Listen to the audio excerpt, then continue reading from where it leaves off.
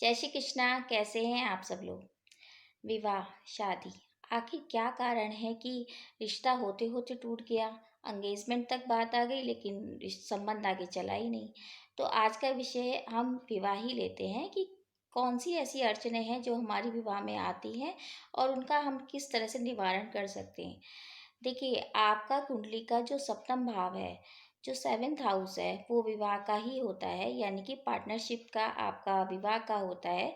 अगर उसमें किसी तरीके के क्रूर ग्रह हैं या सूर्य राहु है, मंगल राहु है, तो इससे आपके विवाह में देरी हो जाती है।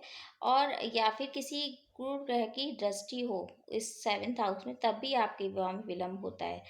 तो ऐसे तो बहुत सारे हैं नियम जिससे हम ये पता लगा सकते हैं कि क्यों ऐसा हो रहा है। चलिए, आप निवारण पे आते हैं कि किस तरह से हम इसको सही कर सकते हैं, किस तरह से हम अपने विवाह की संबंध को हम आगे कैसे बढ़ा सकते हैं, किस तरह से हम उपाय करके अपने विवाह की संभावनाओं को बढ़ा सकते हैं कि जल्दी हमारा विवाह हो। देखिए, अगर मंगल के कारण है तो आप या तो मंगल ग्रह की शांति कराइए, या फिर मंगल चंडी का एक स्रोत आता है, उसको आप कर सकते हैं डेली मंगलवार से स्टार्ट करके। मंगलवार से स्टार्ट जब आप करेंगे तो ये ध्यान रखिए, शुक्ल पक्ष का मंगलवार ही होना चाहिए। गुरुवार के दिन 9 केले लीजिए। शुक्ल पक्ष के गुरुवार से ये स्टार्ट करना है। 9 केले लीजिए और मंदिर के बाहर आपको इन्हें बांटना है। ये आपको 11 गुरुवार करना है, इससे भी संभावनाएं बढ़ती हैं।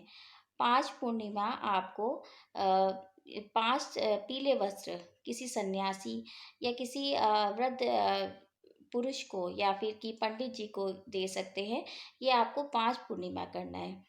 कभी कभी ऐसा होता है, पितरों की वजह से भी हमारे विवाह में देरी हो जाती है, तो उसके लिए ये आपको मावस में करना है, एक ही बार करना है कि 1.25 किलो चावल, 1.25 किलो चीनी, 1.25 किलो बताशे और 1.25 मीटर कपड़ा, ताकि किसी का शर्ट का मतलब शर्ट बन जाए या किसी का कुर्ता बन जाए।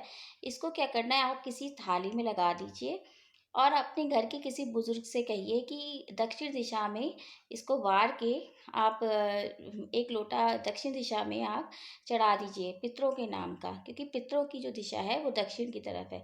और पितरों से माफ़ी मांगिए कि हमारे घर में जो भी ये विपदा है, जो भी जिस वजह से विवाह नहीं हो रहा है, उसको आप माफ़ करिए और विवाह की संभावनाएं बढ़ाइए। इस तरह से ये भी बहुत अच्छा उपाय है। और फिर वार कर आप किसी वृद्ध पुरुष को या किसी ब्राह्मण को आप उसे दे सकते हैं। कभी कभी होता है कि हमारा जो सूर्य और राहु का कॉम्बिनेशन है, उससे भी ऐसा हो जाता है, तो सूर्य पे जल भी आप दे सकते हैं। साथ साथ किसी वृद्ध पुरुष को आप लाल चीज़ों का दान कर सकते हैं। पीली हल्दी से, मतलब जो हल्दी होती है वो तो पीली होती है, लेकिन आप उसको अच्छे से पहले थोड़ा सा लाल भी रख कर सकते, मतलब पीली हल्दी को थोड़ा लाल कर लीजिए और उसका टीका आप अपने माथे पे लगाइए। डेली आप नहाने के पानी में, मतलब आप ये 12 बार आप या 7 बार, 7 चुटकी या 12 चुटकी आप नहाने के पानी में हल्दी डालिए और उससे स्नान करिए।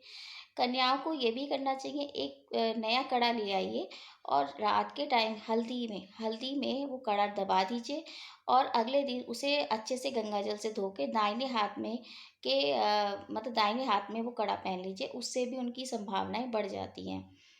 आप एक ये भी कर सकते हैं कि 27 गुरुवार हल्दी का टीका आप विष्णु भगवान पे जाके मंदिर में लगाइए और वहीं से उनके माथे से लेके अपने माथे पर वो टीका लगाइए, उससे भी आपकी संभावनाएं बढ़ जाती हैं।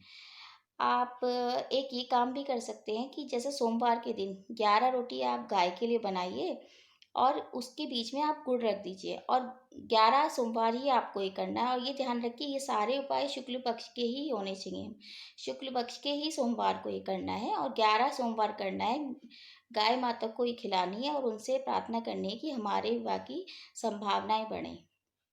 इस तरह से सारे, वैसे तो मैंने काफ़ी उपाय बताए हैं, आप जब भी करेंगे तो मुझे लगता है जल्दी ही आपके घर में भी शहनाई बजेगी और जल्दी आप हमको भी शादी में बुलाएंगे। जय श्री कृष्ण।